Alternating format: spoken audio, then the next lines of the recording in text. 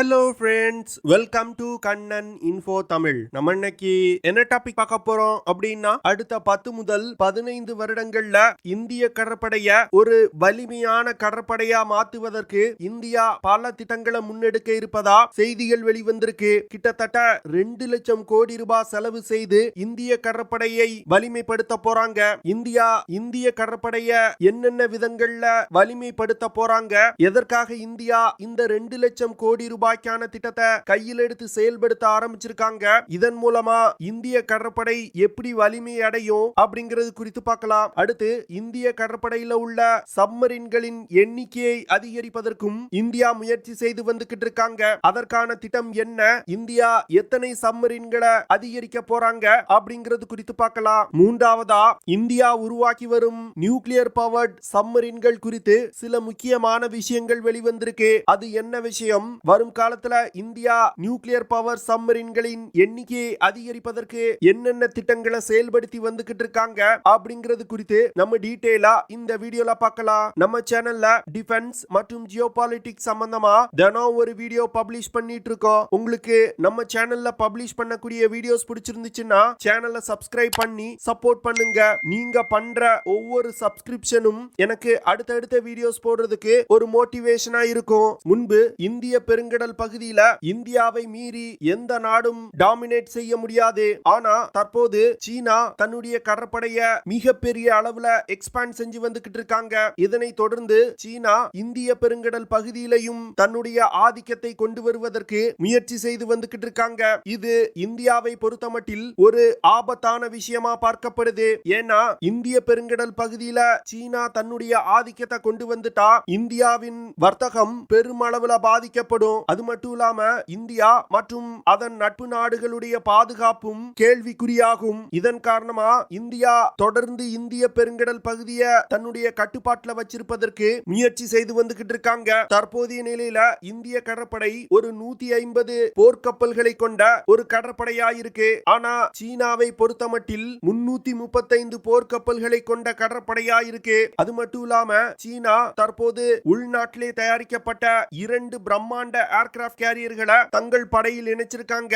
3வது விமானம் தாங்கி போர்க்கப்பலை கட்டி வந்துகிட்டு இருக்காங்க. சீனா இது போன்ற மெகா போர்க்கப்பல் ப்ராஜெக்டுகளை செய்து வர்றதுனால சீன கடற்படையோட வளர்ச்சி அதிவேகமா இருக்கு. இதனால எண்ணிக்கையின் அடிப்படையில் பார்க்கும் பொழுது உலகத்திலே மிகப்பெரிய கடற்படையை வச்சிருப்பது சீனா தான். ஆனா அந்த கப்பல்களோட செயல்திறன் ஒரு கேள்விக்குறியான விஷயமா பார்க்கப்படுது. இதனால அதிக போர்க்கப்பல்கள் சீனாவிடம் இருந்தாலும் உலகின் வலிமையான கடற்படையா சீன கடற்படைய சொல்ல முடியாது. ஆனா அமெரிக்க கடற்படைய பாத்தீங்கன்னா கிட்டத்தட்ட 12 ஏர்கிராஃப்ட் கேரியர்கள் வச்சிருக்காங்க. அது மட்டும் இல்லாம அதிக அளவிலான நீர்மூழ்கி கப்பல்கள் மற்றும் டெஸ்ட்ராயர் ரக போர்க்கப்பல்களையும் வச்சிருக்காங்க. இதனால தற்போதைய நிலையில உலகின் வலிமையான கடற்படைனா அது அமெரிக்க கடற்படை தான். ஆனா சீனா அமெரிக்காவை இந்த விஷயத்திலையும் முறியடிப்பதற்கு பிரம்மாண்ட ஏர்கிராஃப்ட் கேரியர்ஸ் மற்றும் டெஸ்ட்ராயர் ரக போர்க்கப்பல்களை கட்டி வந்துகிட்டு இருக்காங்க. சீனாவின் இது போன்ற செயல்பாடுகள் காரணமா இந்தியாவும் தன்னுடைய கடற்படையின் வலிமையை அதிகரிக்க வேண்டிய கட்டாயத்தில் இருக்காங்க. இதன் காரணமா இந்தியா 2 லட்சம் கோடி ரூபாய் செலவுல ஒரு மெகா திட்டத்தை கையில் எடுத்திருக்காங்க. அதாவது தற்போது இந்திய கடற்படையில் இருக்கக்கூடிய 150 போர்க்கப்பல்கள்ல இருந்து 200 போர்க்கப்பல்களா 2035வது வருடத்துக்குள் உயர்த்த இந்திய கடற்படை திட்டமிட்டிருக்காங்க. இந்தியா அதிநவீன நியூக்ளியர் பவர்ட் சப்மரீன்ஸ், ஃப்ரிகேட்ஸ் ரக போர்க்கப்பல்கள், விமானம் தாங்கி போர்க்கப்பல்கள்ல வச்சு இயக்கக்கூடிய ஃபைட்டர் ஜெட் விமானங்கள் போன்ற பல அதிநவீன போர்க்கப்பல்கள் மற்றும் விமானங்களை இணைப்பதற்கு முயற்சி செய்து வந்துகிட்டு இருக்காங்க. தற்போதைய நிலையில இந்தியா கிட்டத்தட்ட 50 போர்க்கப்பல்களை ஒரே நேரத்துல கன்ஸ்ட்ரக்ட் செய்து வந்துகிட்டு இருக்காங்க. இந்த 50 போர்க்கப்பல்களும் வார் ஃபுட்டிங்ல கன்ஸ்ட்ரக்ட் செய்யப்பட்டு வருது. இந்திய கடற்படையில தற்போது 150 போர்க்கப்பல்கள் மற்றும் 143 கடற்படை விமானங்கள் மற்றும் 130 ஹெலிகாப்டர்கள் பயன்பாட்டில் இருந்து வருது. இந்த சூழ்நிலையில இந்திய அரசாங்கம் அடுத்த 10 முதல் 12 வருடங்கள்ல 68 போர்க்கப்பல்களை கட்டுவதற்கு திட்டமிட்டிருக்காங்க. இதற்காக கிட்டத்தட்ட 2 லட்சம் கோடி ரூபாயை செலவு செய்வதற்கும் இந்தியா முடிவு பண்ணியிருக்காங்க. இந்த 68 போர்க்கப்பல்கள்ல 8 கார்வெட்ஸ் ரக போர்க்கப்பல்கள், 9 நீர்மூழ்கி கப்பல்கள், 5 சர்வே வெசல்கள் மற்றும் உள்நாட்டிலே உருவாக்கப்படும் ஒரு ஏர்கிராஃப்ட் கேரியரும் அடங்கும். சமீபத்தில் இந்தியா ப்ராஜெக்ட் 17A திட்டத்தின் கீழ் INS மகேந்திரகிரி அப்படிங்கிற ஒரு பிரிகேட்ஸ் ரக போர்க்கப்பலை இந்திய கடற்படையில இணைச்சாங்க.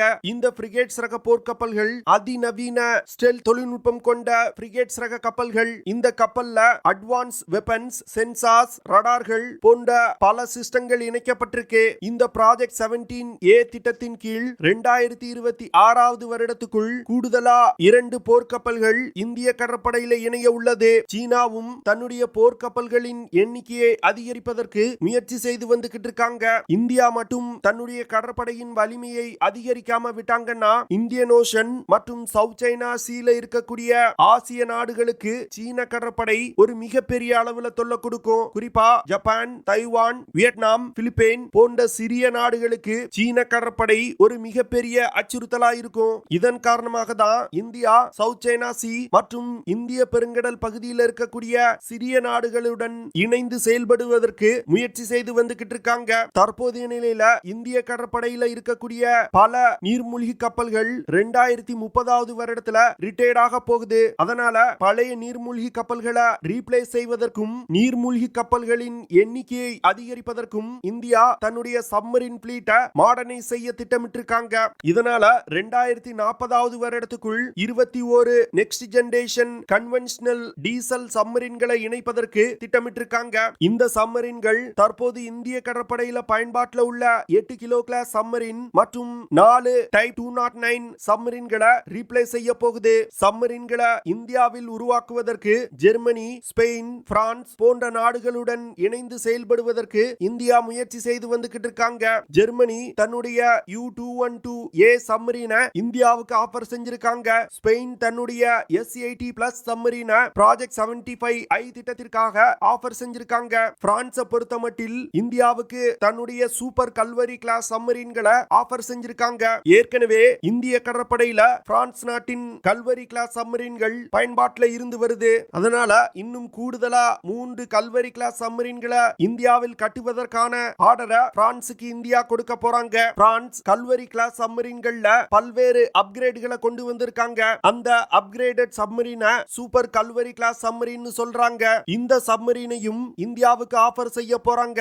இந்தியா முதற்கட்டமா 6 சூப்பர் கல்வரி கிளாஸ் சப்மரீனை ஆர்டர் செய்வதற்கு திட்டமிட்டிருக்காங்க. ஆனா இந்த 6 சப்மரீன் அப்படிங்கிறது ஃபர்ஸ்ட் பேட்ச் தான். அதற்கு பிறகும் இந்தியா அதிக எண்ணிக்கையில சூப்பர் கல்வரி கிளாஸ் சப்மரீனை இந்திய படையில் இணைப்பதற்கு திட்டமிட்டிருக்காங்க. இந்தியாவின் மேசகன் டாக் ஷிப் பில்டிங் லிமிடெட் நிறுவனமும் பிரான்ஸ் நாட்டின் பிரெஞ்சு ஷிப்யார்ட் நேவல் குரூப் நிறுவனமும் இணைந்து இந்த சூப்பர் கல்வரி கிளாஸ் சப்மரீனை இந்தியாவுக்காக கட்ட போறாங்க. இந்த திட்டம் 2040வது வருடம் வரைக்கும் நடைபெறும் அப்படின்னு சொல்லப்படுது. அடுத்து தற்போதைய நிலையில இந்திய கடற்படையில INS அரிகாந்த் அப்படிங்கிற ஒரே ஒரு அணுசக்தி நீர்மூழ்கி கப்பல் தான் இருக்கு அப்படின்னு சொல்லப்படுது. ஆனா INS அரிகாட் அப்படிங்கிற இன்னொரு அணுசக்தி நீர்மூழ்கி கப்பலையும் இந்தியா ரகசியமா படையில இணைச்சிருக்காங்க அப்படின்னு நிறைய டிஃபென்ஸ் எக்ஸ்பர்ட் சொல்றாங்க. இதற்கு காரணம் INS அரிகாட் நீர்மூழ்கி கப்பலை இந்தியா அபிஷியலா இந்திய கடற்படையில இணைக்கலனாலும் அந்த கப்பலோட சேட்டலைட் புகைப்படங்கள் சமீப காலமா அதிக அளவுல வெளியாகி வந்துகிட்டு இருக்கு. இந்த கப்பலை இன்னும் ஓரிரு வருடங்கள்ல அபிஷியலா இந்திய கடற்படையில இணைப்பாங்க அப்படின்னு சொல்லப்படுது. INS அரிகாட் நீர்மூழ்கி கப்பலை 2022வது வருடமே இந்திய கடற்படையில ரகசியமா இணைச்சிட்டாங்க அப்படின்னு சொல்லப்படுது. இந்த INS அரிகாட் மற்றும் INS அரிகாந்த் நீர்மூழ்கி கப்பல்கள் 6000 டன் எடை கொண்ட அணுசக்தி நீர்மூழ்கி கப்பல்கள். ஆனா இதை விட 1000 டன் அதிக எடை கொண்ட 2 நீர்மூழ்கி கப்பலை இந்தியா கட்டி வந்துகிட்டு இருப்பதா செய்திகள் வெளிவந்திருக்கு. அதாவது 7000 டன் எடை கொண்ட S4 மற்றும் S4 ஸ்டார் நீர்மூழ்கி கப்பலை இந்தியா கட்டி வந்துகிட்டு இருக்காங்க. S4 மற்றும் S4 ஸ்டார் நீர்மூழ்கி கப்பல்களும் தற்போது எடுக்கக்கூடிய சேட்டலைட் புகைப்படங்கள்ல தென்பட ஆரம்பிச்சிருக்கு. அதனால இன்னும் கூடிய விரைவில் இந்த 2 அணுசக்தி நீர்மூழ்கி கப்பல்களும் ரகசியமா இந்திய கடற்படையில இணைக்கப்படுவதற்கு வாய்ப்பு இருக்கு. S4 மற்றும் S4 ஸ்டார் நீர்மூழ்கி கப்பல் இந்திய கடற்படையில இணைக்கப்பட்ட பிறகு இந்தியா S5 அப்படிங்கிற ஒரு பிரம்மாண்ட அணுசக்தி நீர்மூழ்கி கப்பலை இந்தியா கட்ட போறாங்க. இந்த அணுசக்தி நீர்மூழ்கி கப்பல் கிட்டத்தட்ட 13000 டன் எடை கொண்டதா இருக்கும். INS அரிகாந்த் மற்றும் INS அரிகாட் நீர்மூழ்கி கப்பலை விட 2 மடங்கு அதிக எடை கொண்டதா இந்த நீர்மூழ்கி கப்பல் இருக்கும். India S5 class nuclear powered ballistic missile சப்மரீனை அமெரிக்காவின் பாரகுடா கிளாஸ் சப்மரீன்களுக்கு நிகரான ஒரு நீர்மூழ்கி கப்பலா உருவாக்க போறாங்க. இது தவிர நியூக்ளியர் பவர்ட் அட்டாக் சப்மரீன்களையும் இந்தியா உருவாக்க போறாங்க. கிட்டத்தட்ட 3 நியூக்ளியர் பவர்ட் அட்டாக் சப்மரீனை உருவாக்குவதற்கு இந்தியா திட்டமிட்டிருக்காங்க. இந்த நியூக்ளியர் பவர்ட் அட்டாக் சப்மரீனை பிரான்சுடன் இணைந்து உருவாக்குவதற்கு இந்தியா திட்டமிட்டிருக்காங்க. அதாவது நியூக்ளியர் பவர்ட் அட்டாக் சப்மரீன்ல பயன்படுத்தப்படும் நியூக்ளியர் ரியாக்டரை இந்தியா உருவாக்குவாங்க. அந்த நீர்மூழ்கி கப்பல்ல பயன்படுத்தப்படும் நான் நியூக்ளியர் எக்யூப்மெண்ட்களை பிரான்ஸ் சப்ளை செய்வாங்க. குறிப்பா நியூக்ளியர் பவர்ட் அட்டாக் சப்மரீன்கள்ல பயன்படுத்தப்படும் பம்ப் ஜெட் ப்ரொபல்ஷன் சிஸ்டத்தை பிரான்ஸ் இந்தியாவுக்கு கொடுக்க போறாங்க. இந்தியாவின் இந்த கடற்படை விரிவாக்க திட்டம் மட்டும் வெற்றிகரமா செயல்படுத்தப்பட்டால் இந்திய கடற்படையின் வலிமை பல மடங்கு அதிகரிக்கும். அதனால வரும் காலத்துல சீன கடற்படைக்கு இந்தியன் ஓஷன் ரீஜியன்ல இந்திய கடற்படை ஒரு சிம்ம சொப்பனமா திகழும். ஓகே ஃப்ரெண்ட்ஸ், நம்ம வீடியோவோட நிறைவு பகுதிக்கு வந்துட்டோம். இதெல்லாம் தான் நான் உங்ககிட்ட ஷேர் பண்ணணும் அப்படின்னு நினைச்ச விஷயங்கள். ஐ ஹோப் நான் ஷேர் பண்ண விஷயங்கள் உங்களுக்கு பிடிச்சிருக்கும்னு நினைக்கிறேன். அப்படி பிடிச்சிருந்துச்சுன்னா ஷேர் பண்ணுங்க, லைக் பண்ணுங்க, கமெண்ட் பண்ணுங்க. மறக்காம நம்ம சேனலுக்கு சப்ஸ்கிரைப் பண்ணுங்க. அப்படியே அந்த பெல் நோட்டிபிகேஷனை கிளிக் பண்ணி ஆல்ங்கிற ஆப்ஷனை எனேபிள் பண்ணிக்கங்க. See you in the next video. Jai Hind.